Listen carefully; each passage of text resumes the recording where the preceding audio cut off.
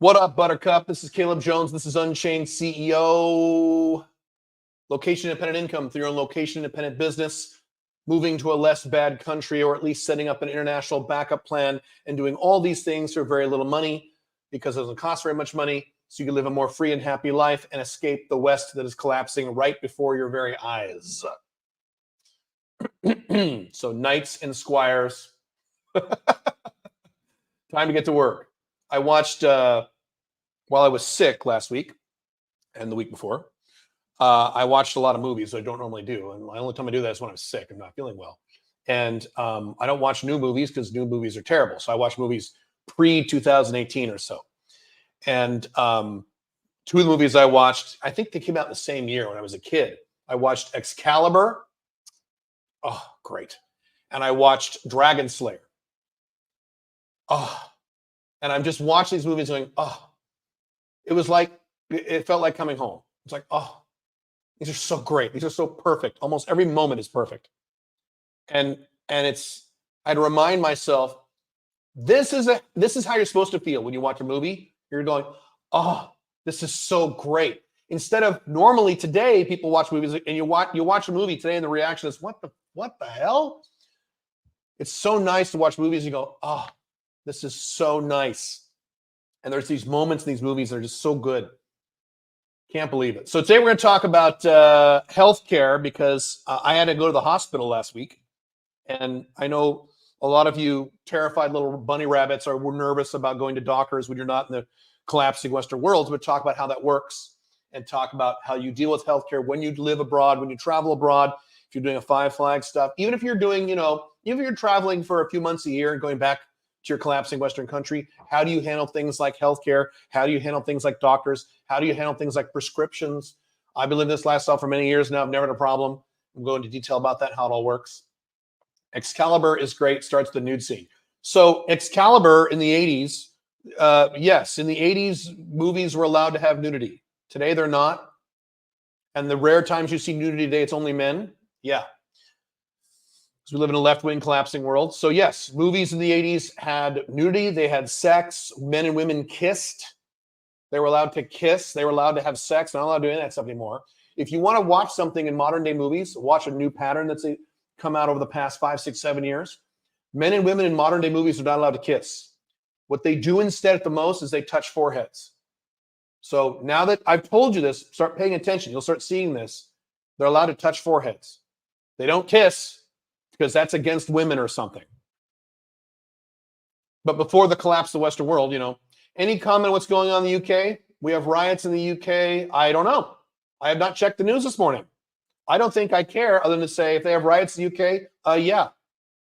Yes. What have I been saying for 7 years now? 6, 7 years? Civil unrest. If they're having riots in the UK, great. Civil unrest is something that Westerns are just going to have to become accustomed to now.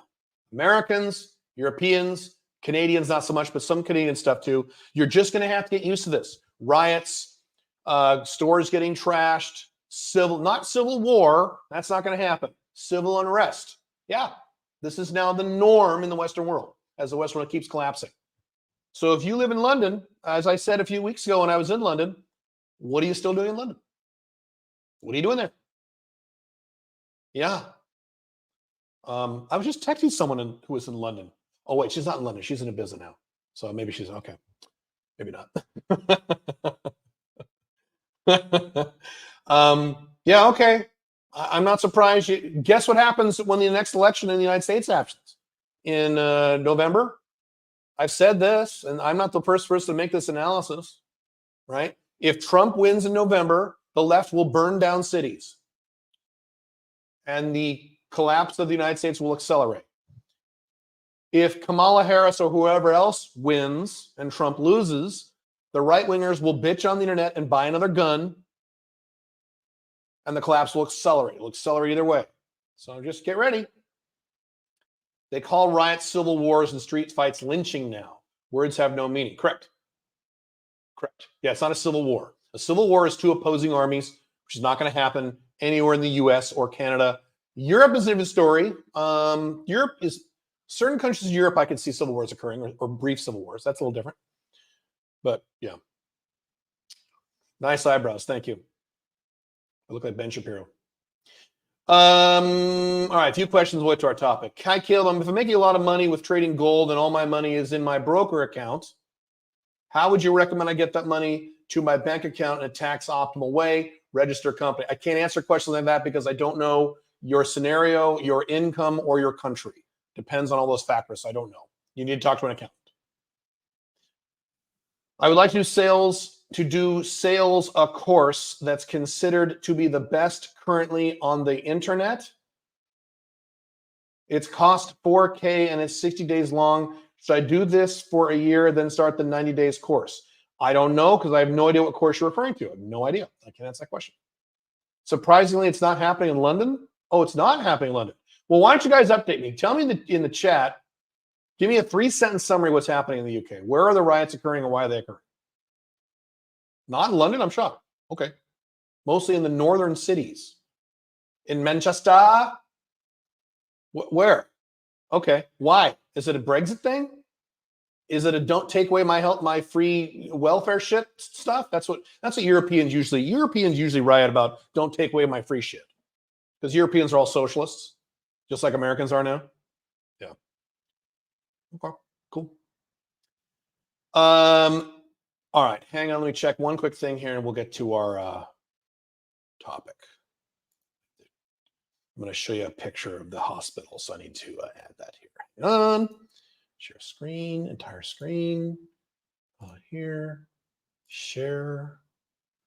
Okay, no, remove. It's there. All right, that's ready to go. All right, cool. Poor whites versus everyone riots. Yeah, what's the reason, though? What's the reason? One of the other movies, real quick, I watched when I was sick and bored and couldn't focus on work. I watched one of the animated DC movies because I'm a nerd. The DC superhero movies in the last 15 years have been pretty bad, pretty horrible. But the animated DC movies they make that are released just on DVD or streaming generally are pretty good. Sometimes they're very good because the Hollywood elites don't care about animated stuff. Like, who cares about animated? So they actually let them tell good stories. And it was the one called Injustice, where Superman becomes totalitarian and takes over the world. And there's a scene where Superman is talking to Mr. Terrific, who's another superhero, if you're not a nerd. And Superman says, I need your help. I want to take away all the guns. I want to take away all the guns in the world. And Mr. Terrific's like, people are going to hate you. Are you kidding? He's like, yeah, but classic left-wing argument. Yeah, but they'll be alive to hate me. They'll be miserable and unfree, but they'll be alive, God damn it. And so Mr. Terrific says, okay, smoking. And Superman says, what? He goes, yeah, smoking. Cigarettes kill far more people than guns, not even close. So once you get rid of all the guns, you got to get rid of all the cigarettes in the world. Okay, you got to ban cigarettes, and they won't stop smoking. They'll keep smoking. They'll just buy it on the black market. Then you have to arrest everyone who buys a cigarette. So everyone in the world who buys a cigarette, you got to throw them in jail. Okay, then traffic fatalities. Those are huge. So what you have to do then is arrest everyone who goes 1 mile over the speed limit everywhere in the world. You want to do that? And he just keeps going on and on and on. Superman's, whoa. And Superman has no argument because libertarianism is correct. So Superman just says, you're not helping me. You're not going to help me, are you? And the guy goes, no, I'm not. And Superman throws him in jail. 3 young children, girls, got stabbed by usual suspect. Right-wingers got fed up, started in Southport. Oh, great. Right. So the right-wingers are rioting. That's new. Usually it's left at riots. Okay, interesting. Black teen got killed 3 white little girls. Clash song white. Okay. Great. So as usual, riots aren't going to help. Political activism is going to help. Protests aren't going to help. Voting isn't going to help. Running your congressman or isn't going to help. These things don't help. So these right-wingers rioting are literally wasting their time. Just leave. Just get out of there. We don't have that problem here in Paraguay. We don't have that problem in Dubai where I live. And you have at least 10, 20 other countries besides those 2, if you don't like those 2, to go somewhere you'll be happy. Just leave. You're not going to fix this.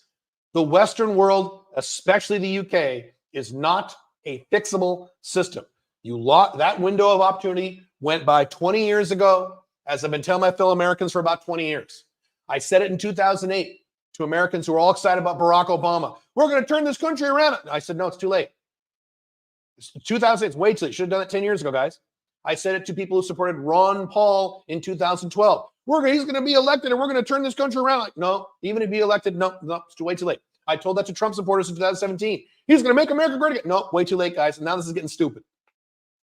You've got to just get the fuck out.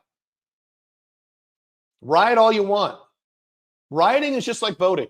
It is an emotional exercise that does nothing. It's an emotional release. Oh, I voted for him. Fuck these people. And it's not going to change a goddamn thing. It's a high-ticket remote sales course with a guaranteed job placement at the end. It's called Elite Closing. How can I do something sales-related in the 90-Day Business Builder without any sales experience? We just had a guy in the 90-Day Business Builder get his second or third client $30,000. His second or third client. I think it's his third client. No sales experience. We teach you how to do it. If you want to do that course, go ahead. I don't know anything about it. I don't know. Work strikes may work, but they're too stupid to do it nowadays.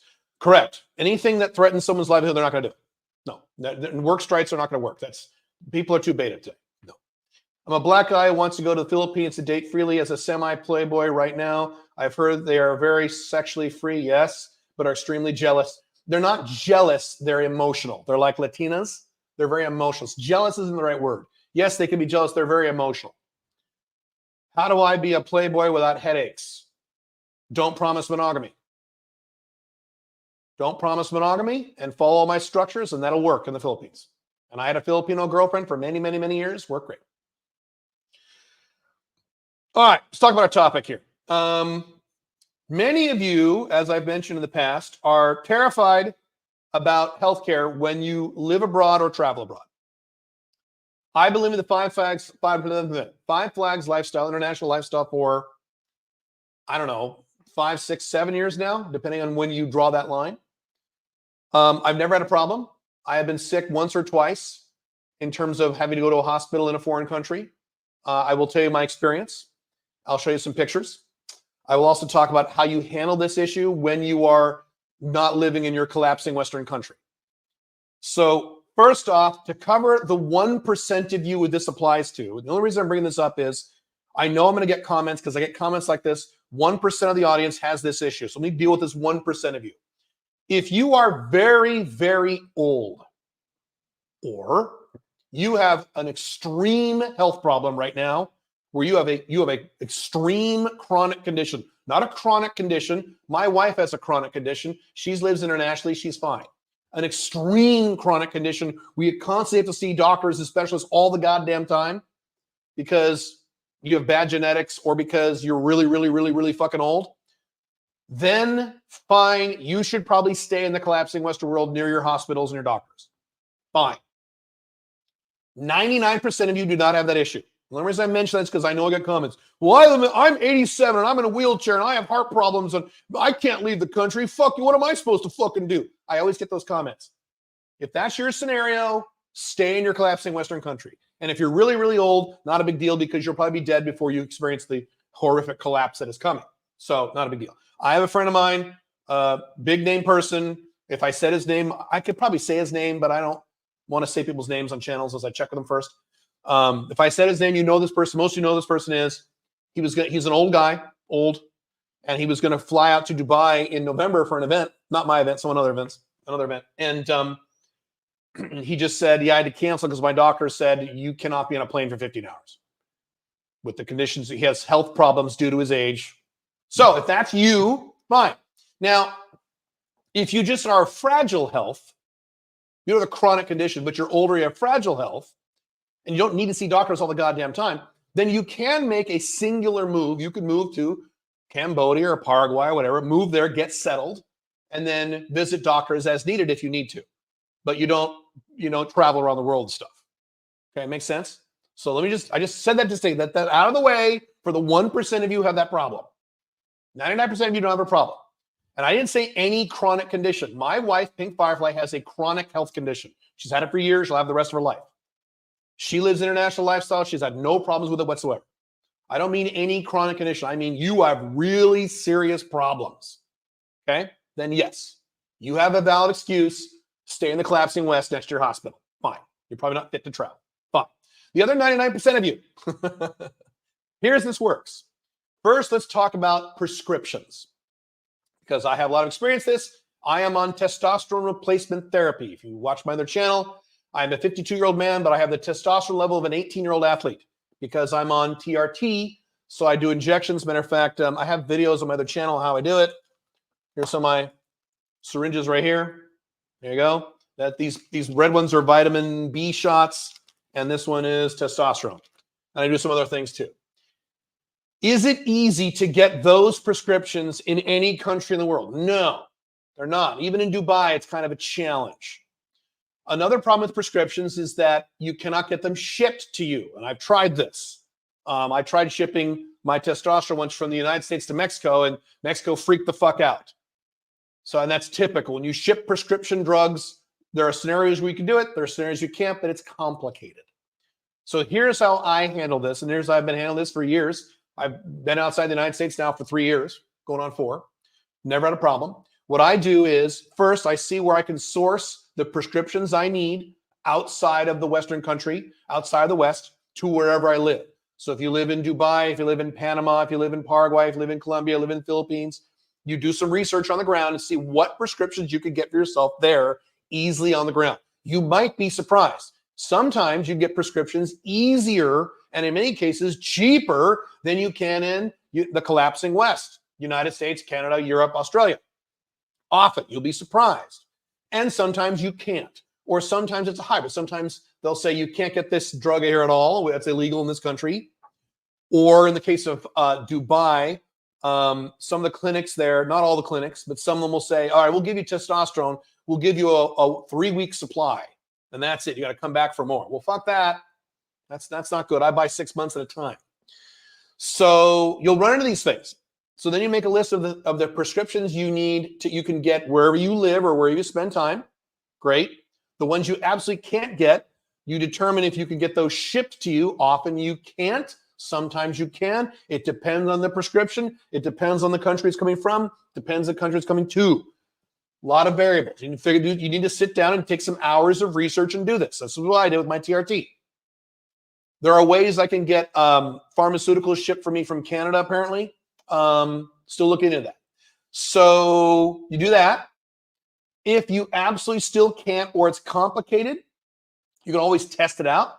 Get your own prescriptions first from your country and then try a test, see if you can get it mailed to you and see if it all works through customs and crap like that.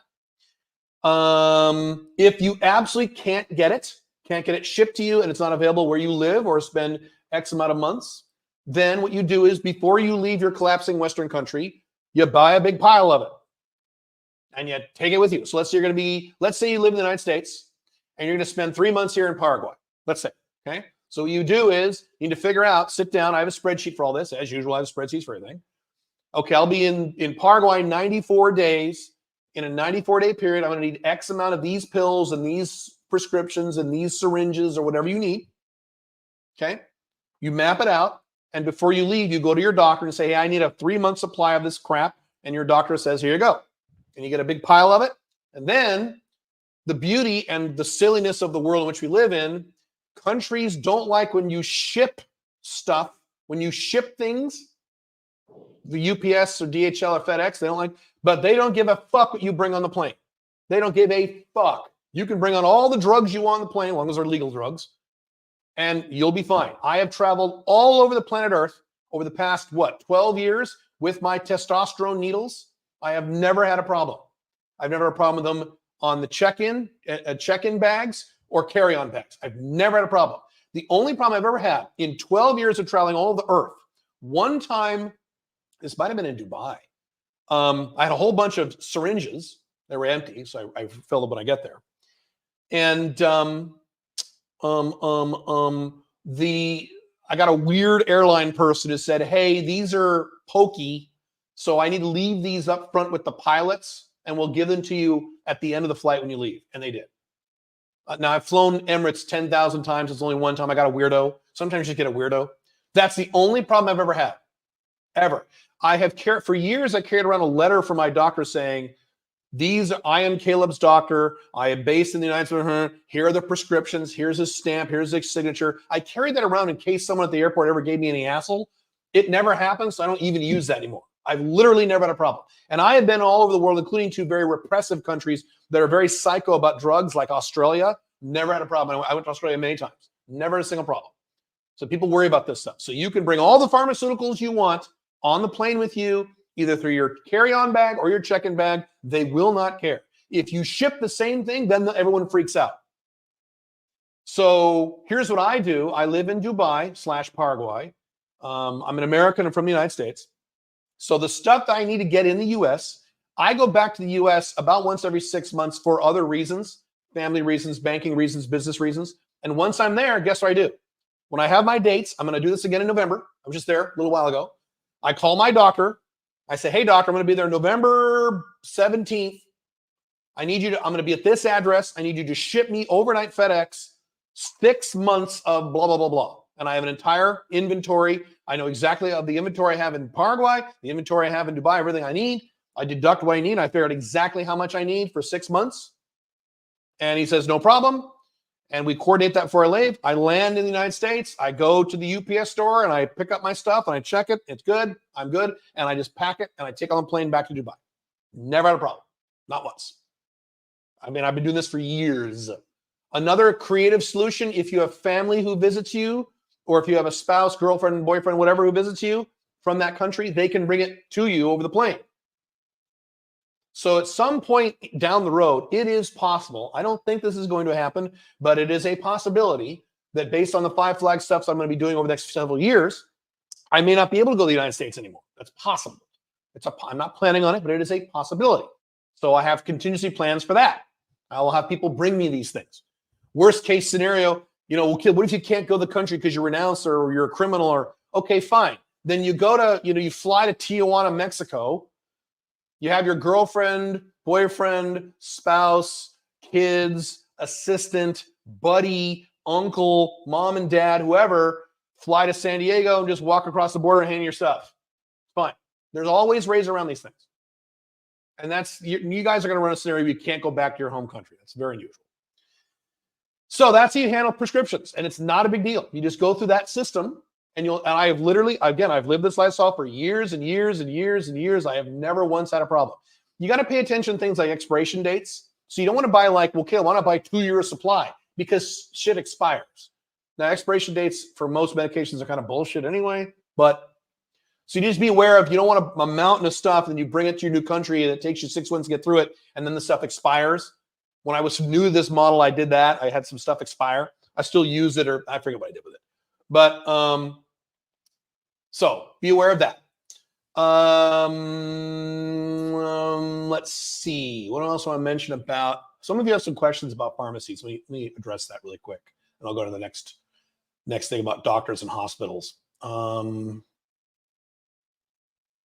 TRT is almost impossible in Australia. It has to be fully private. The clinics know this and charge accordingly. Correct.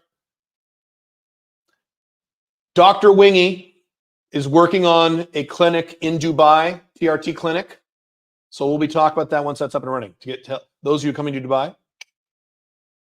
Kuwait is full of bodybuilders. Best place to get RX in the Middle East. Oh, okay, cool.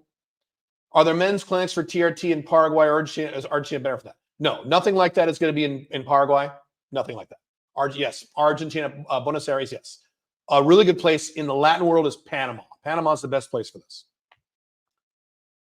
Let's see here. I'll answer the other questions when we come back. I'm just answering. Have you inquired at big chain pharmacies in Paraguay about the TRT they have available? Yes, but not hard. You're not going to find shit in Paraguay. It's Paraguay, guys. You're not. Do you fly on American carriers? Only when I absolutely have to and I have no choice. I avoid them as much as possible. There are some scenarios where I have to fly American carriers. They seem to have trouble about everything. Yes, but I've never had a problem. I've never had a problem with TRT, any of my TRT stuff on American carriers or any carrier ever in my life. I just haven't. Just haven't.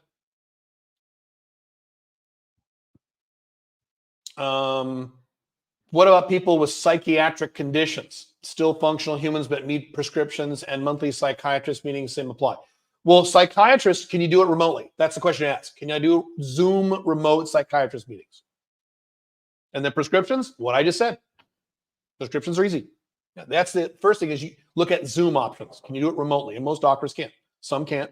Depends on the scenario. All right, now, Next topic on this is hospitals. You know what? Let's cover health insurance first. Let's cover that first. Health insurance. Caleb, how do you handle health insurance?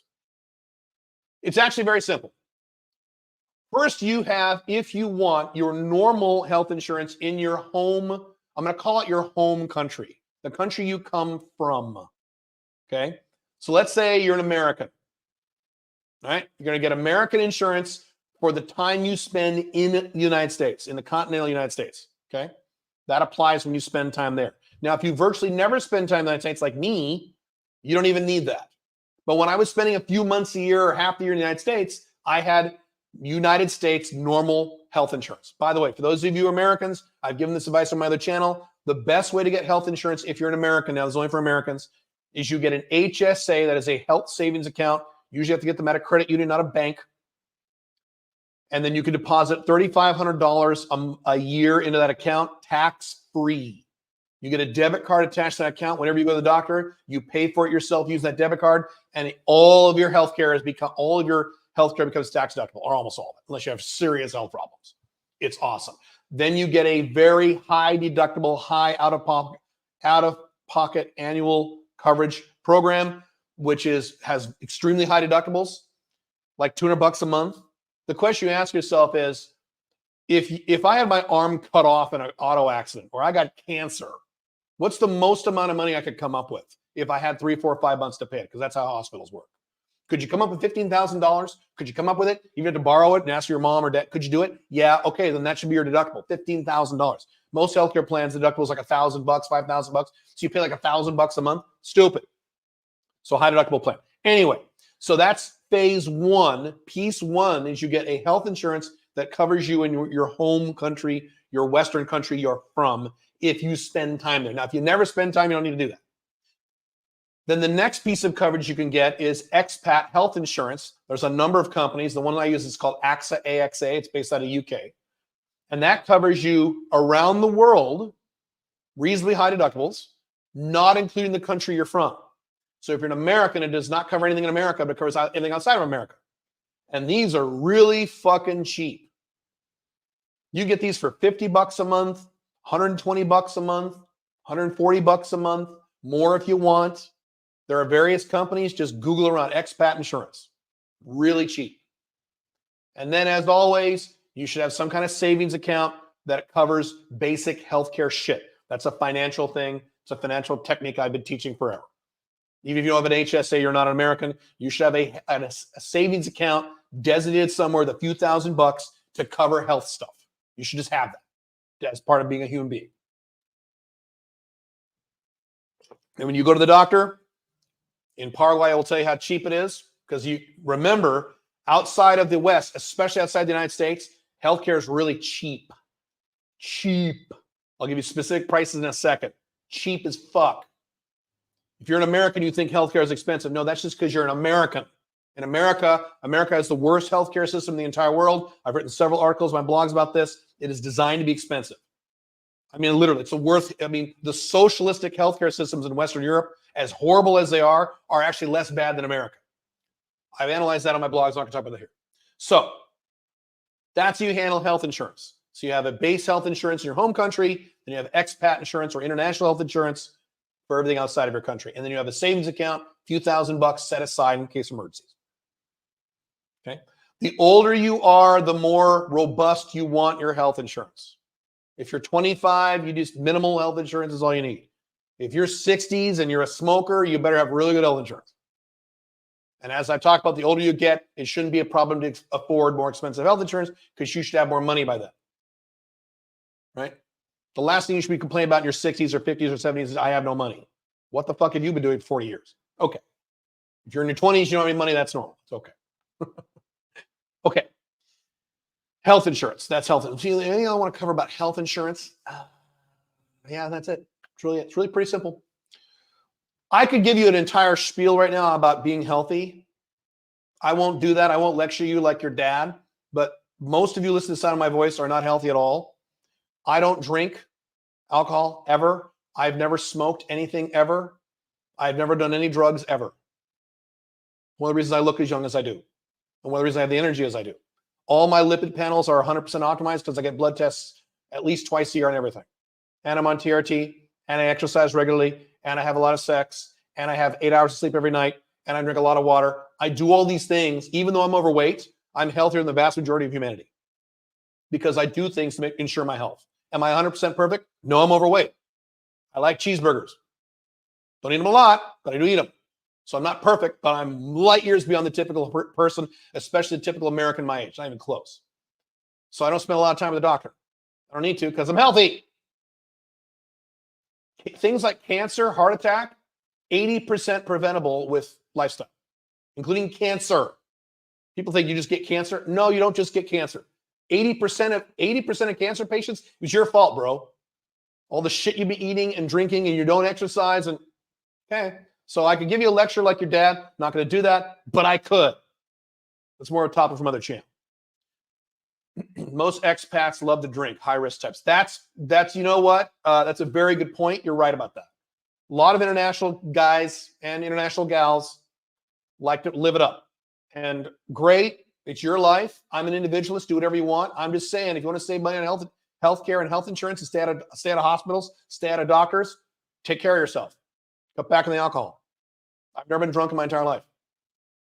Well, Caleb, that's a little extreme. Okay. Let's compare how happy I am to how happy you are. Let's compare my life to your life. You still think it's extreme? It's doable. Just saying. All right. Okay. Next thing is doctors and hospitals. So let's address doctors first. They're kind of the same thing. And then I'll give you specific scenarios and examples I've experienced being an international guy, okay, including last week. So, hang on, let me drink some more water. See, I'm drinking water. I'm constantly drinking water in these live streams, aren't I? I'm constantly hydrated. When I was sick, I was dehydrated. I'll talk about that in a second. So there you go. This isn't milkshake. This isn't alcohol. This isn't Gatorade. This isn't orange juice. It's water. And in Dubai, anyway, it's the best water you got. I have entire videos I've shown you on my water filtration system I have in Dubai. I'm going to get one installed here in Paraguay, too, in about a month or two. Okay. Two scenarios when you live or spend time in another country. You're either spending time in a non-Western first world country like Hong Kong, Singapore, Dubai, Panama City. These are high-tech first world cities, but they're non-Western. In these scenarios, healthcare is high quality and it's probably going to be cheaper. I'll give you my specific example when I had COVID in Dubai, how amazing it was and how cheap it was in Dubai. It was awesome. Holy shit. It was great. Talk about that in a minute. So you don't need to really concern yourself with that. You just find whatever healthcare hospital or company or doctor you want, and you just proceed. It's still a first world country. It's non-Western, but it's a first world country. You live in Dubai, you have some of the best healthcare literally in the world. I live in Dubai, I have the best healthcare literally in the world. Singapore, probably even better. Kuala Lumpur, amazing. So if you live in a first world non-Western city, not a really concern. You will probably get superior healthcare than in the collapsing West, and it'll probably be cheaper. I'll give you specific examples in a second.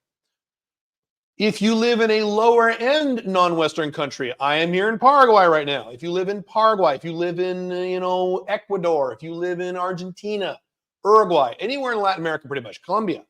If you live in some parts of Southeast Asia. Now, some parts of Southeast Asia, the healthcare is amazing. My understanding of Vietnam, healthcare is amazing there. It's certainly amazing in Malaysia. You live in You live in Myanmar, where you probably shouldn't live. You live in Cambodia, parts of Thailand, Philippines. Gets a little more complicated. Here's how these countries work. These countries all have, and they all have different terms for them. I'll call them private hospitals or private doctors. They have private clinics, private hospitals. They call them private. They're outside the insurance system in those countries. They're usually outside the governmental system. And they are specifically for rich people who live in the country. So I'll use Paraguay as an example. There are hospitals, 4 in particular, that are specifically for rich Paraguayans or Westerners who live in Paraguay and spend time here. They're not for the rank and file. The rank and file do get shitty healthcare. So if you're a Paraguayan living in Paraguay and you make $250 a month, which is decent in Paraguay, your healthcare is going to suck. Is that you? Do you make $250 a month? No, you don't. You make thousands of dollars a month. So you got to go to the top of the line hospitals, top line doctors available in these countries. Okay. So they have these hospitals like this. They have doctors like this. Now, if you have a doctor who you like in your home country, your Western country, ask your doctor if they can do remote stuff. And if they don't, they suck ass. But ask them if they do remote stuff, if they can just, prescribe prescriptions. My testosterone doctor does all of our sessions over Zoom or phone calls. He does all my prescriptions remotely. It's all done over email. Sometimes what you have to do with these doctors is you have to visit them in person one time because of stupid laws. That may happen. So fine, go fly out to your Western doctor once, develop the relationship, and then you can leave and never see that doctor in person ever again. And then you're good to go for the rest of your life. So you can have that in addition to or in lieu of the doctors or doctor you have in your expat country. Let's say you're in Paraguay. Okay.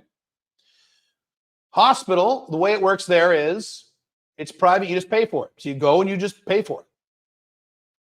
You will be shocked at how cheap hospitals are in Paraguay. I now have experience with hospitals and doctors both in Dubai and Paraguay. Perfect. Never had a problem. And they fixed me and they were great. Here are my specific examples. I've already talked about the Dubai one. I'll talk about that one first. Then I'll talk about Paraguay I experienced last week.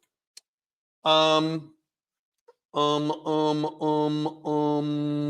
should I start? 2021? I actually did a video, I think, on this YouTube channel where I had COVID just to show people it was no big deal. I was a little sweaty, I was coughing a little bit. I said, hey, everybody, I have COVID. It's fine. Calm the fuck down, you maniacs. So here was my experience in Dubai when I had COVID. I felt sick. And usually when I get sick, I feel, for me, everyone's different when they get sick. This is how I experience sickness. When I get sick, I don't sit very often. I feel like crap for about 3 days, and I start to feel better on day 4. That's me. That's my typical experience. So if it goes past day 4, day 5, I'm still feeling horrible. I know something is off because that's not normal for me. So when I had COVID back in 2021, that was my experience. I felt really tired, really sleepy, no energy, and that's the opposite of me. I have nonstop energy. So I was sleeping all day and kind of warm and coughing a little bit, and that was it. And by the 4th day, I'm like, I feel just as bad on day 4 I did on day 1. This is something wrong. I guess I got to go to the hospital. I didn't even know I had COVID. I had no idea. Oh, I'm stupid. So I went down to, it wasn't even a hospital, it was a small clinic. Walked in. They did some quick tests. They said, yeah, you have COVID. Yep. And they said, okay, here, take these pills and go down to the pharmacy and get this stuff. I said, okay, I just went ahead and paid for it. The doctor gave me his WhatsApp number. He's like, text me whenever you want. I was like, what? He's like, yeah, text me whenever you like. Yeah. Healthcare outside the West is fucking amazing. Have you ever had an American doctor say, okay, here's my number, text me whenever you want? Okay. So got the pills. The total cost of the entire appointment was, I believe, $220 US. Would have been quadruple that in the United States if I didn't have health insurance. At least quadruple. All the stuff, the tests and stuff they did in a top-of-line facility. Got my pharmaceuticals, went home. The next day, the doctor texted. He texted or called. He texted, hey, this is Dr. So-and-so checking in on you. How you doing? I'm like, what the fuck? The doctor is checking on me on the next day via texts? And I said, the symptoms about the same, and I'm just sleeping a lot. He goes, all right, that's great. Keep sleeping, drink a lot of liquids, run, take the pill. Great. The next day, I got a call from the UAE government. What? And it wasn't like, hey, you have COVID, we're going to kick you out of our country. That's what I thought. Like, oh, they're going to kick me out of the country because what's going on? The UAE government called me. And they said, hey, how are you? I said, I'm good. I'm feeling a little better. They said, you have COVID. We're just checking up on you. This is the health department.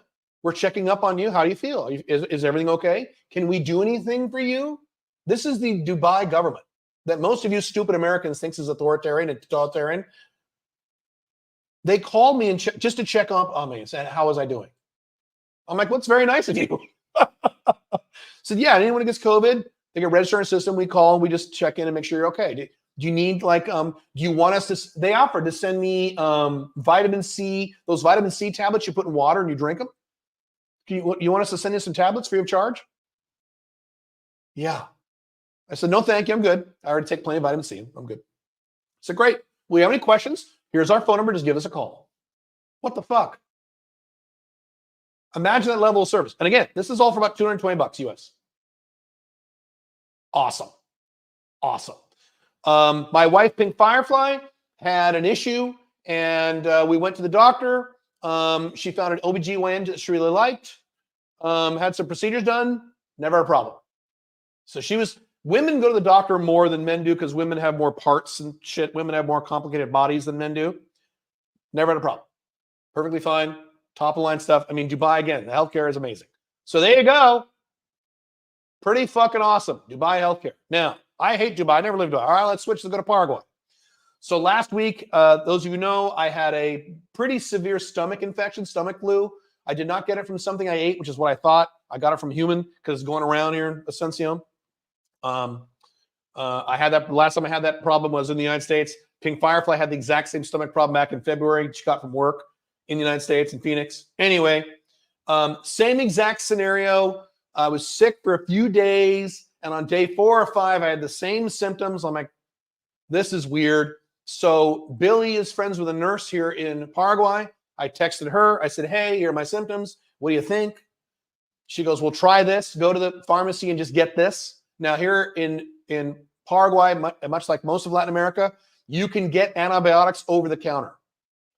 Awesome. That's the beauty of like Mexico. You can just get antibiotics whenever you want them. In the United States, so Pink Firefly, my wife, used to get recurring sinus infections. We finally got her a surgery done on her nose to fix her sinus infections, but she would get sinus infections several times a year. And every fucking time, she knew exactly what pills she needed to take. She needed to take antibiotics to fix it. She had to go to the doctor, pay the doctor $300 to say, yes, you have a sinus infection. Here's your prescription. And then she could go get her antibiotics. Fucking stupid. You should be allowed to go get any drug you want. The big government shouldn't tell you anyway. Don't get me started on that. Don't get me on a libertarian rant. So anyway, I took these pills. They helped a little bit. They didn't fix the problem. And so I checked with the nurse again. She goes, you need to go to the hospital. You need to go see somebody. I said, okay, what are your recommendations? She goes, and she explained everything what I already just explained to you. Here's the top 3 private hospitals in your area. When you live in a cheaper country like Paraguay, as I've discussed many times, you will live in the nicest area because you have money as compared to the locals. So I'm here in an area called Villamora / Iquisati, which is one of the nicest areas in the entire country. So the nicest doctors, the nicest hospitals are right down the street. So she goes, the closest one is this one. But any of the 3 hospitals are good. They speak English. They're top of the line. They'll help you. Don't worry about it. I said, okay, great. I picked the closest one. Went down there at 7 p.m. Walked in, and I'll show you a picture in a second. And I said, Inglés? He's like, no. And he calls a woman over, and the woman comes over who speaks English. And I said, I have these symptoms. I want to just pay for my care. She goes, okay, no problem. Follow me. We walked way down the other end of the hospital, and there was this emergency room. That's what they called it. They called it a triage room, specifically for people like me. Sat down. I took a little number. Here is the picture of the room. Those of you who are watching the video, I'll describe it if you're listening to the podcast. As you can see, it looks like a normal hospital room. Does this look like a ramshackle, horrible, disgusting place? No, it was a normal hospital like you see in any Western country, or at least it didn't look like, I'll be honest with you, it's still Paraguay. It wasn't a brand new fancy building, but the equipment was fine. You can see they have monitors, computer monitors hanging from the ceiling. You can see that, you can't see this on the left-hand side. There was a coffee maker. There was a water dispenser. There was a bathroom right there. There was notice the number of people. Here's the beauty of Paraguay, countries like this. There's only 3 people ahead of me. You go to the United States, you go to the emergency room, there's 20,000 people because people go there every day because don't get me started. So you have that stomach infections usually caused by undercooked meat. That is not how I got it. That's how I thought I got it. That's not how I got it. What else do I want to say here? So that's the emergency room I was waiting in. I waited a grand total of about 7 minutes. That's all it took. They called my name, went into another room. Now, Here's one difference is that instead of having individual rooms, they have big rooms, they have curtains. So you're sitting there you have curtains all around you, and there are people right on the other side of the curtain. The doctor came in. The doctor did not speak English. And so what they explained to me is, if you really want us to translate for you, we could go get the girl again and she could translate. I said, don't worry about it. I use Google Translate on my phone. I'm an expert at using this. I used Google Translate for dating women in foreign countries, putting together business deals in foreign countries. As I've talked about many times on this channel, I've never had a problem with people who didn't speak English. Google Translate is not a problem. It's a little hassle, but it was fine. So using Google Translate, talk to the doctor. I was severely dehydrated because I had a stomach problem, so stuff was going right through me. I don't want to give you too much TMI, but he said, stick out your tongue. I did. He goes, yeah, you're dehydrated. I said, yeah, no shit. So let's see. Talked to the doctor 2 times. They took a blood sample, and my blood did not look good. It looked like oil. I'm like, oh, that don't look good. Took a blood sample. I gave them a stool sample. That was fun. I love stomach problems. I usually don't get them. Usually I have problems with my throat. Then they put me on an IV. They put me in another room. And again, a room separated by curtains. They said, lay down, don't sit. Please lay. I said, I can sit. He goes, no, please lay. So I had my earbuds in and I listened to my audiobook. And I just sat back, and I was there for several hours with all the IVs they put in me because I was dehydrated. So they gave me some saline solution, like a pint of that shit, or probably a liter of that stuff, plus some other medication, plus some antibiotic that went right into my system. Awesome. So I was there for a while. I just chilled out, just on my phone, relaxing. Couldn't really sleep, but it was funny because there was an old lady next to me. I couldn't see her, but I could hear her because only curtains. And every once in a while, her husband would check on her, and she fell asleep, started snoring. It's very cute. So let's see. Another doctor came in because the other doctor was off his shift. She came in. She did not speak English, but communicated to her. She said, yep, it's stomach infection. This antibiotic you're taking will fix you within 24 hours. You'll probably have one more day of symptoms. After that, you should be feeling a lot better. I said, man, I hope. She goes, you will. I said, all right. She wrote out on a piece of paper in Spanish the types of foods that I was supposed to eat over the next 40 hours, the types of foods I'm not supposed to eat, plus 2 recommendations of some pills. They were basically probiotics. I went ahead and got them anyway. There was a probiotic pill she recommended, and then there was a thing where this liquidy stuff where once I have a meal, I take a little bit, like 1 ml of this stuff, and it'll help my stomach. It was in Spanish. So normally what I do with my phone, Google Translate again, Google Translate, you just look at you put it on the camera, and it does an instant translation from Spanish to English or whatever language. It was in cursive handwriting, so that didn't quite work. So I have many friends here in Paraguay. So I took a picture of both pieces of paper and I sent it to one of my friends. I said, hey, can you translate for this for me? She goes, sure. And she just wrote out what I needed to do and all that bullshit. Then I left. It was probably 11 p.m. I was there for about 5 hours, there for quite a while. I left, went home, went to sleep. It was literally exactly what the doctor said. The next day was about the same. The day after that, way better, finally, because I had been sick for like 8-9 days, one of the longest sicks I've ever had. So she was right. Within 24 hours, and that antibiotic did it, man. And that was last week, and now I feel fine. There you go. Total bill, total doctor hospital bill. So I had a consultation with 2 different doctors, a blood test, a stool test, and 4 different things of IVs, 4 different things they put in me via the IV. Grand total price. You ready for this? $62 US. Booyah. And they were effective. They fixed me. $62. I was in the hospital for 5 hours. $62. $62. $62. What the fuck are you doing still living in the collapsing Western world, getting raped by these prices and taxes? What are you doing? And this is Paraguay, where all of you were scared about dengue fever and shit like that. Perfectly fine. And I feel fine. They were effective. Because I'll be honest with you, I was concerned. That night, I'm like, I don't want to have to go back to the hospital again because what they did didn't fucking work. So I better start feeling good in 2 days. And I did. That would have been thousands of dollars in the US. And this is being stated by someone I know as a doctor. Correct. My doctor bill would have been thousands of dollars. $62. And it's not like these doctors were idiots. They knew immediately what was wrong with me. A few quick checks. They could tell me my symptoms. Are you having a symptom? Blah, blah, blah, blah, blah, blah, blah. Like, yeah, that's exactly what happened. Are you? Yeah, okay. Okay, yeah, we know what that is. I mean, they knew. And also the test, the stool test, that was fun. And the blood test, they did while I was on the IV. It's not like, okay, we'll run these tests. We'll let you know in 3 days, which happens to us all the fucking time. They had test results by the time I was done with my first set of IVs. They said, okay, test results came back, blah, blah, blah. Here's the antibiotic we're going to give you. I mean, literally everything they said was exactly what happened. Very impressed.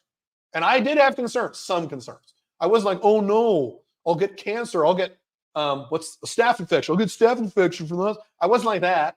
I knew it'd be fine. I was concerned that they were wrong and they wouldn't do it correctly. And they were. They were 100% right. There you go. What are you guys worried about? Again, when you live in lower end countries, you have access to the top of the line healthcare available in that country. Now, if you need, now let's say you lived in Paraguay full time. Let's say you lived here 12 months out of the year and you're a Western, you moved here, because a lot of you are. A lot of people in our Paraguay, get to know Paraguay and get residency Paraguay are moving down here. They're moving down here permanently. Let's say you move down here and something comes up and you do need a specialist. Well, then you would deal with the doctors here for the basic stuff. And then, yes, you might have to go fly once or twice a year to your specialist in Panama or wherever, United States or Canada, wherever you go. Fine. But the odds are you're not going to have that problem. If you do, that's what you do. Not a big deal. So there you go. That was my experience, both in Dubai and Paraguay. So now I've covered both of my homes. I know exactly how it works. That is the hospital I'm going to go to from now on. So that is my go-to place. I'm going to get a year-round apartment here in Paraguay in about a month. And unfortunately, it will not probably be in this part of the sun. So I'm probably going to, I haven't decided yet. I'm probably going to go out a little further where I can get a house up on a hill overlooking a lake. So I might be doing that, which means if I have to go to that hospital, it'll be a drive. But I don't care. Fine. Here's the other thing too. I don't, as many of you know, I don't own a car, so I don't have to worry about driving. If I was sick, I just do Ubers. I don't own a car. I never will own a car. I don't care about that. You don't need a car in the modern era, even in Paraguay. So there you go. This is not a big deal, and a lot of you are concerned about this. It's not a big deal at all. I haven't had a single problem, and I've been doing this for years. Here's something else too. I know a lot of expats, as you might imagine. I'm now tied into a network of people down here, Billy's network of people, a lot of German, Dutch, expats from Europe, plus some Korean expats. I know a lot of expats. Everyone in Dubai is a fucking expat. 91% of people in Dubai are expats. So I kind of know a lot of expats. I haven't seen any of them have any trouble either with their healthcare stuff, including those who have chronic conditions or are really old. And I've never heard of a horror story, not once. I've never heard it. I'm sure it's happened somewhere, statistically speaking. I've never heard it. And so many of you are terrified that as soon as you go to Mexico or as soon as you step foot anywhere in South America, a mosquito is going to bite you, you're going to get a fever and die. Some of you think this. There are expats who live here year-round. They're fine. There are whitey expats. I mean, Europeans, Scandinavians are whiter than me, who live here in Paraguay year-round, and they're fine. Went to a guy's house at a party here, and he had this giant courtyard in front of his house with a pool. This is pricing in Paraguay, okay? This giant courtyard, and it was protected from the streets. He had this office building in front of the street. You open this door, he has a garage, open this door, and you see this giant courtyard that's part of his house. This is property. This giant overhang with this giant barbecue setup, and you walk inside this gigantic kitchen and this gigantic living room. You go upstairs, there's 3 bedrooms, 3 or 4? Three bedrooms. He's like, how much a month do you think this place is? He goes, guess. I said, I don't know. It's Paraguay. I don't know. It was something like $750 a month, USD, in the nicest neighborhood in town. Him and his wife are here. She's pregnant with their first baby, and she's going to have a baby here in Paraguay. Oh my God! How are they going to? She'll probably go to that same hospital. So there you go. That's it. How are we doing on time? Perfect. All right. Any questions on this? Let me know. I'm going to scroll up to the top of the questions here, and I will answer your questions. And then I'm I'm going to take off. Real quick for the questions. Billy and I, mostly Billy, have an event coming up in Cancun, Mexico in October, first week of October. Go to calebjones.com/events or bosscooperative.com/events. It's Get Residency in Mexico, and it's also a business intensive. They're the same week if you sign up for both, because a lot of guys are asking, can I make this tax deductible? It's a business event. And so what we can do is, let's talk to Billy about this. We can make the Get Residency a sub-item under the business event. You can write the entire thing off, and we'll give you a big, giant discount. So you just go to either one of those websites, click the link, you schedule a call with Billy, she'll answer your questions. That's in October. Then we're doing another Get Residency in Gesto Paraguay, also in October. When I leave in October, Billy's coming down here for a few weeks. She's probably going to move here. There's another person moving here. And she's doing another one. We just keep doing more and more of these because they're getting kind of popular. So that we have another one in October. bosscooperative.com/events or calebjones.com/events. bosscooperative.com might be more up to date than mine, frankly. So okay, questions. Hang on, let me drink more water because I want to be healthy. Let's see here.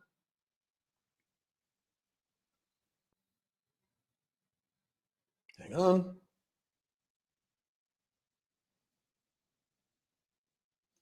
Could I become a sales coach consultant in a narrow niche without any experience if I purchased the 9-day business builder?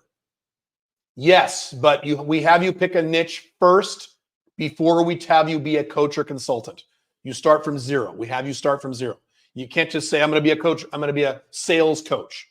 You might not be. It might be something else. But the answer is yes. Can you give me other examples of things I can do? In the business builder? In business builder, you're going to be a coach, consultant, or sell a service. One of those three things. That's it. What are the best fact checkers online? I don't know. I don't know. What I do is I use perplexity.ai to look shit up. It shows sources, and I always check. This is what I do. I check a left-wing source, a right-wing source, and if I can, a libertarian source, and then I get the full picture. And then I make my own decision. That's kind of how I do this. You don't just want to read an article on foxnews.com or cnn.com or wherever your favorite site is.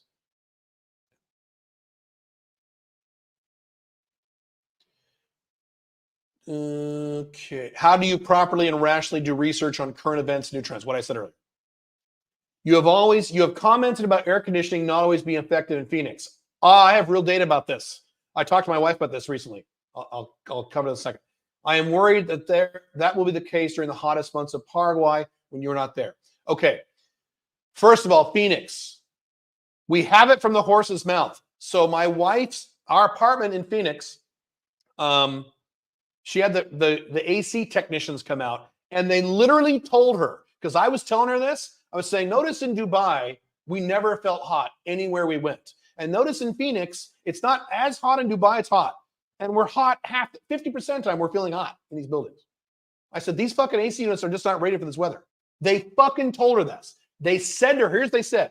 They said, it's been 110 degrees or so the last several weeks. These AC systems in most of these apartments are rated for 85 degrees Fahrenheit. So when it gets past 85, they don't know what to do. They just try their best. Boom. That's from the AC tech's mouth. I was right. In America, you're getting fucked when it gets hot. Now, Paraguay. Paraguay is very hot. I don't know the answer to that question. I have never been in Paraguay during the hottest months in Paraguay. I will tell you that of all the people I have spoken to in Paraguay, including expats, I have never heard anyone complain that the AC was not cold enough. I've never heard that complaint from anyone I know in Paraguay. Never heard it. I've never heard this. And I'm sure I would have, especially from the fucking Europeans who move here. They're used to being cold all the time. I've not heard it. And I just went to a party where I talked to a ton of Europeans, like a whole room, like 25 Europeans. And not one said, oh man, the AC here, I've never heard that complaint. So here's how you put that to the test. Come to Paraguay. If you're looking at moving here full time or most of the year, come to Paraguay in December or January where it's roasting hot down here. Get an Airbnb and see how it works. In this apartment, it's been, let's see, it's their winter here, but it was up to like 85 degrees last week. It's about 80 degrees outside right now. That's their winter. It's awesome. My issue here in this apartment is the AC is too cold. I turn it as low as I can, and I have to just turn it off. So right now the AC is off because it gets too cold. So I don't know if it's a problem, but I haven't heard it. But I've definitely heard the problem in Phoenix. People in Phoenix complain about the ACs there. You go to Dubai, even you go to Dubai right now, which is like, fucking 45 degrees Celsius. It's like, 120 degrees Fahrenheit. No one complains about the internal temperature. I've had people in Dubai make fun of me for leaving Dubai, including some of my friends in Dubai. Like, just stay here. Just stay inside. Just stay inside for 3 months. Who cares? It feels fine. They're right. It feels fine. I've even had that problem in Vegas. When I go, there's been a few times in Vegas. I've been in Vegas in the summer. I had to go for events I was speaking at. You can kind of feel the heat. You're inside and you're a nice new resort. And you're not hot, but you feel the heat from outside. You don't have that problem in Dubai. Ever. Never. And I've been in Dubai during the hot months. You're fine. In any building you go to. Can you still make a lot of money through drop shipping? Yes, but that's not my favorite. Are e-commerce markets still in demand and are likely going to keep going on even through the AI period? Well, if you're selling hard products, that is pretty good for an AI. That's reasonably AI resistant. Yeah. But drop shipping is one of my least favorite ways to make money because you're dealing with low margins. And I don't do low margin companies, so I wouldn't do it. Catching up. Excalibur is awesome. Have read the original stuff from over 400 years ago. Me too. The movie is impressively true to the source material, even in the small details. Correct. Accurate. Yes. One of my favorite scenes in Excalibur, which I've mentioned before on the channel, is King Arthur is walking down the hallway and Guinevere is giving him a bunch of shit. And she goes, "You are my husband. Why aren't you doing this? You're my husband." And he says, "I'm also your king." She goes, "That takes precedence over you being my husband?" And he says, "If need be." Perfect. Alpha male 2.0 answer. Something that most men can't say to their girlfriends or wives today because they're pussies. Have you inquired? Okay, I'll answer that question. Isn't it weird that Kamala Harris is the nominee, but not a single person voted for her? Yes. George Washington is rolling in his grave. Lol. George Washington has been rolling in his grave for 25 years, my friend. This isn't anything new. George Washington was rolling in his grave when you guys voted for George W. Bush 20 years ago. A lot of you think this is new shit. No. You're right. There's a reason I don't live in the United States anymore. One of the original Arthurian authors wrote his book 400 years ago on prison. Well, oh, really? I didn't know that. That's cool. Cool. That's neat. Recently decided to go straight edge sober. You were one of my inspirations for doing so. Really? Okay, that's cool. That's not my intention, but great. Okay. Still drinking some coffee, though. Yeah, don't drink coffee. Coffee is a drug. I've been saying don't drink coffee since 2017. Excuse me, 2014. Some drugs, alcohol, and that garbage. I've mentioned this. I've been saying don't drink coffee since 2014. Coffee is a drug. Just because societal programming says a drug is okay doesn't mean it's okay. And societal programming tells you that coffee and marijuana are okay. No, they're not. They're horrible for you. They're terrible. And then Alex Becker, who I like, a few years ago came out with this video that went viral saying, I stopped drinking coffee for 30 days and it transformed my life and now I feel great. And then all you guys said, hey, Caleb, have you seen this video from Alex Becker? What do you think about coffee? I'm like, I've only been saying that since 2014. Please do a video about how not to get cancer at some time. Would be awesome. I mean, I could do it, but it'd be 5 minutes. It'd be 5 minutes. Don't drink. Don't smoke. Don't do drugs. Exercise hard at least once every 48 hours. Watch the diet as best as you can, which would mean paleo or keto plus fruit. Monitor your blood. Get blood tests every 6 months like I do and monitor your levels, including your hormonal levels, testosterone, estradiol, all the things I talk about. I mean, that's it. That's really it. Oh, stress.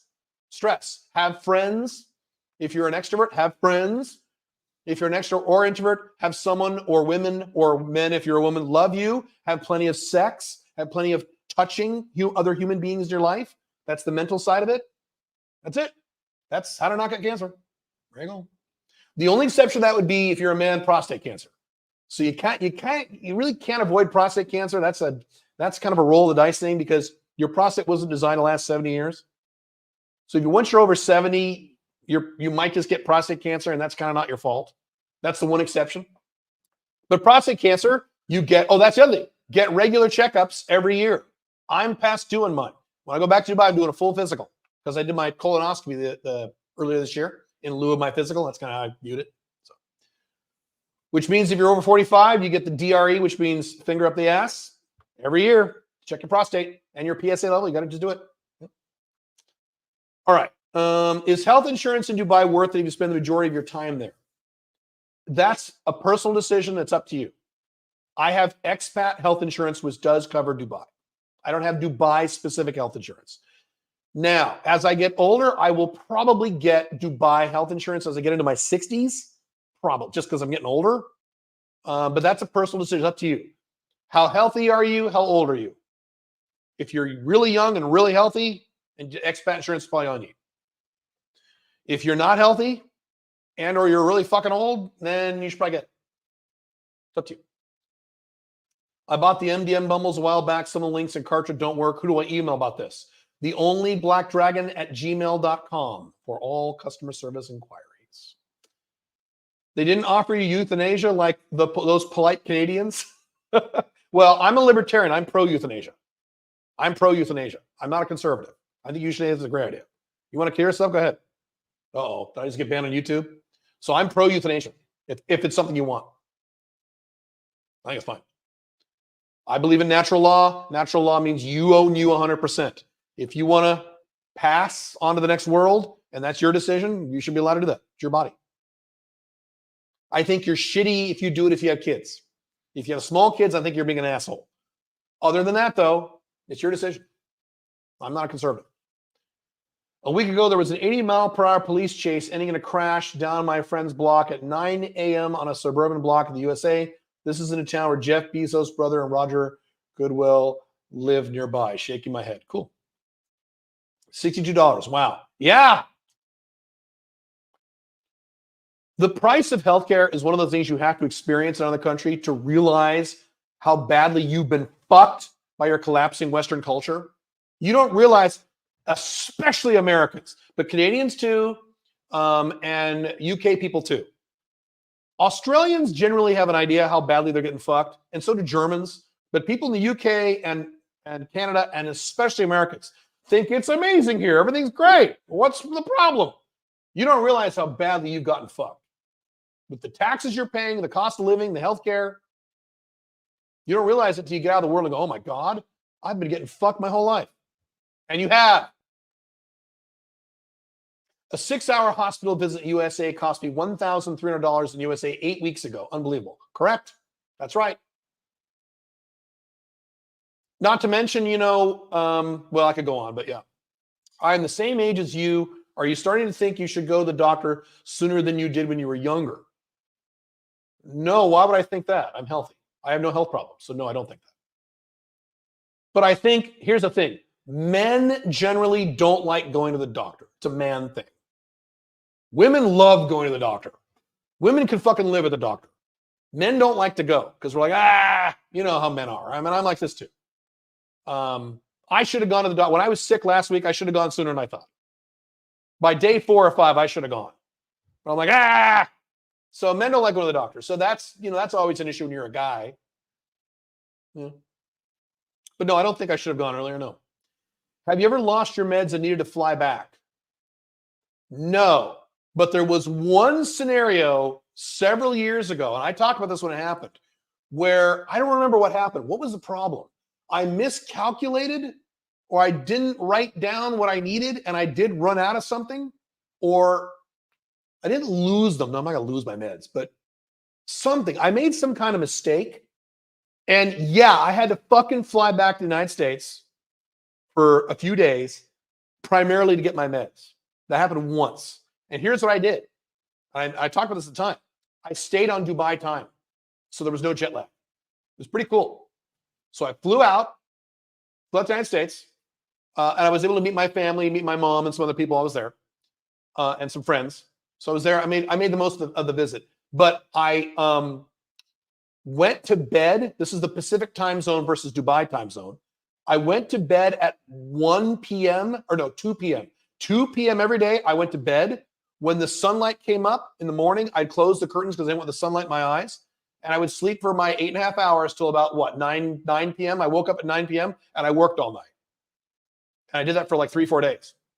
So I had no jet lag arriving, no jet lag going back. Because the problem with going from Dubai to the United States or vice versa is the jet lag. If you remove jet lag as part of the equation, it's fine. I had no problem. So it was no big deal. It was actually kind of fun. It was just weird because I had to run home. Every time I was running errands in the day, I had to run back to my hotel by 2 p.m. to go to bed. And it worked great. And I made sure my flights were when I was awake or if I could sleep. I mean, it worked out great. But I learned. I forget what mistake I made, but I put it in my new SOP and I will never make that mistake again. So I had that. Yeah, it was pretty funny. I'm trying to pull that off with Thanksgiving. My parents want me to come back for Thanksgiving, which I'm going to in November. And I'm trying to like, okay, can I go to bed at 2 p.m.? Is that okay? Can we have Thanksgiving in the morning? And my family's big, so that won't work. Caleb, have you ever experienced getting contracts enforced in Paraguay? I've heard that the bigger legal issue, more bribes are involved. Bribery is an issue with the government, and it's less of an issue in Paraguay than most Latin countries.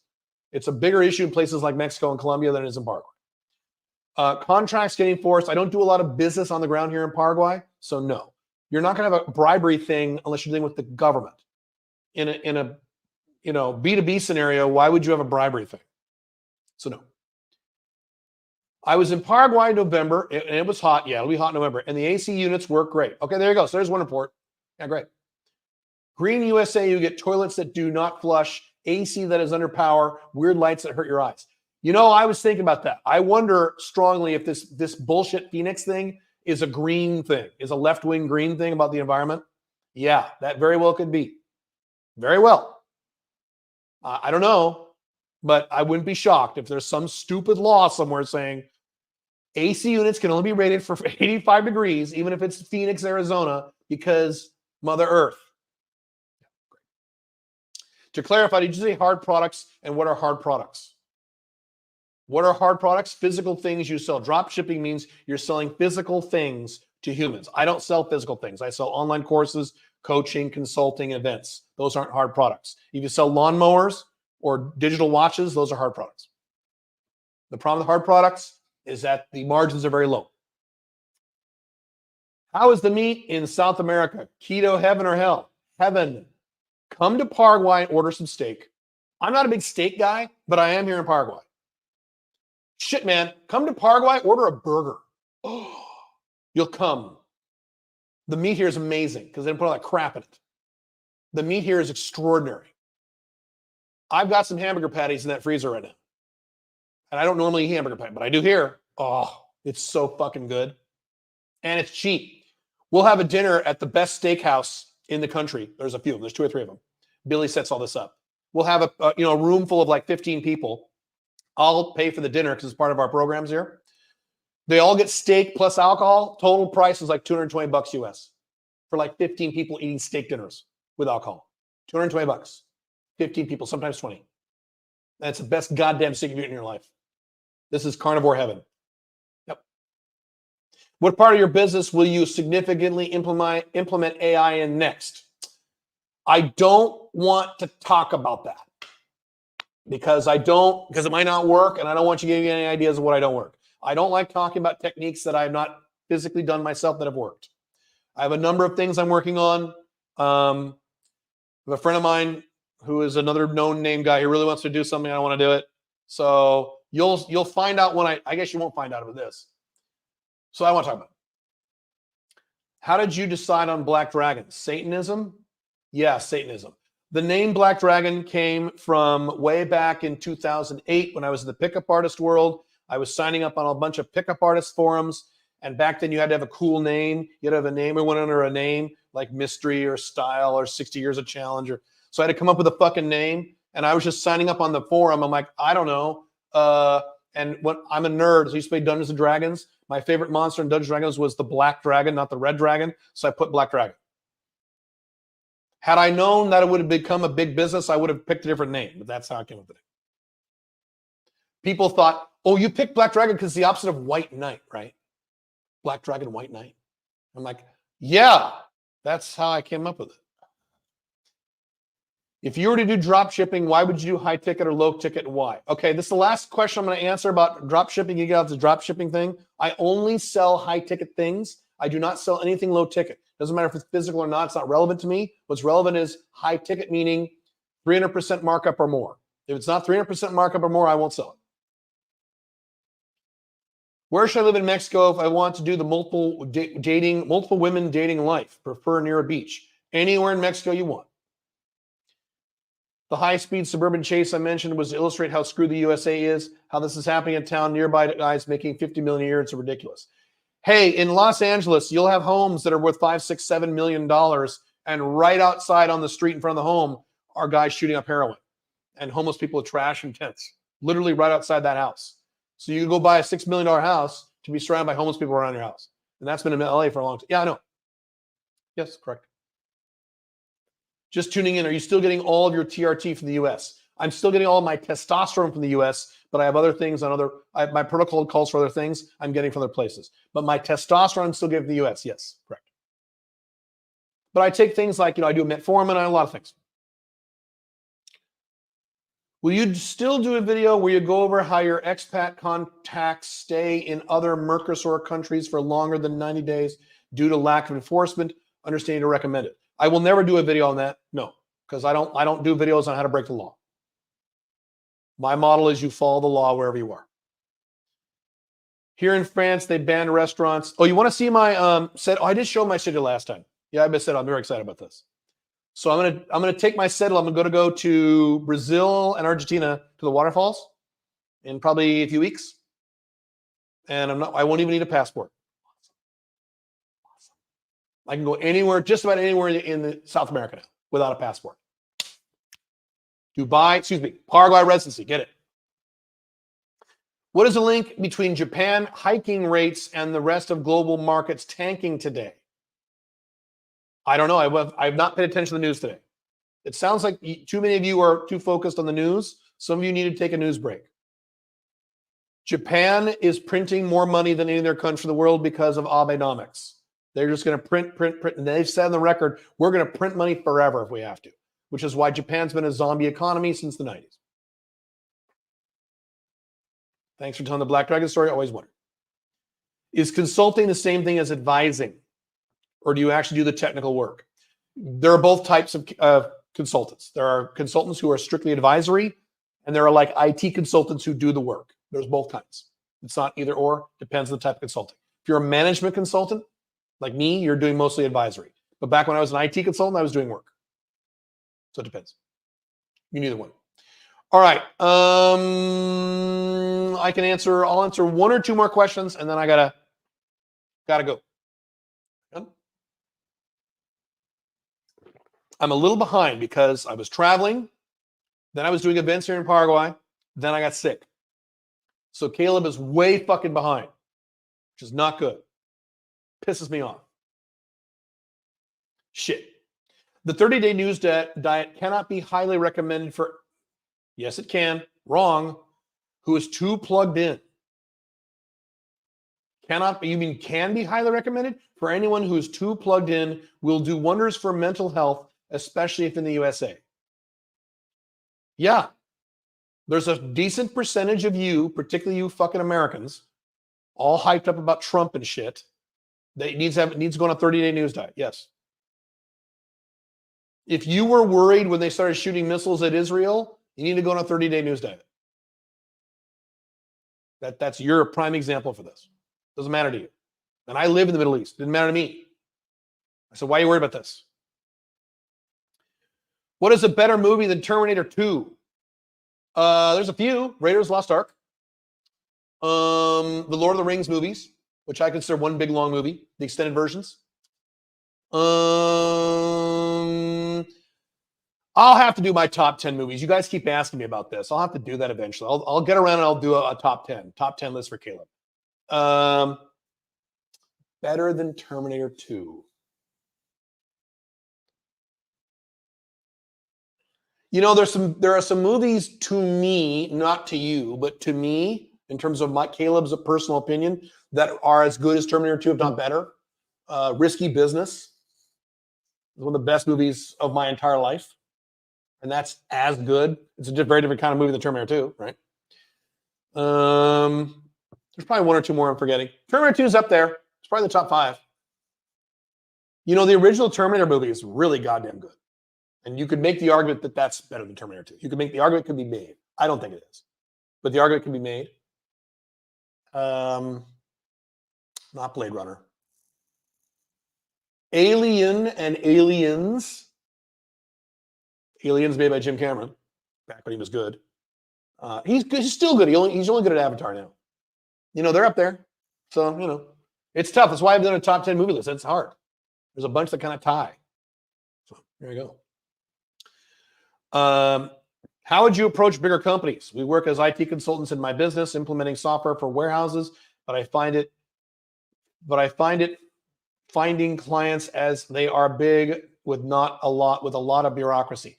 The book you need to read is Bag the Elephant by Kaplan's with a K, Kaplan, Bag the Elephant.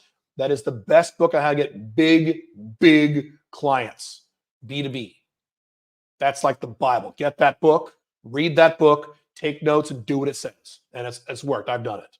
It's amazing. You have to deal with bureaucracy. The problem with big giant corporations is that they're bureaucratic assholes. You got to deal, and you have to come up with your own bureaucracy. You got to talk to a lot of people. But the beauty of getting a big client, as you may know, you get one big client, you're fucking good to go for like 2 years. One of my uncles has a business where it takes him a year and a half to get one client, but one client is several $1 million over a period of like 3 years.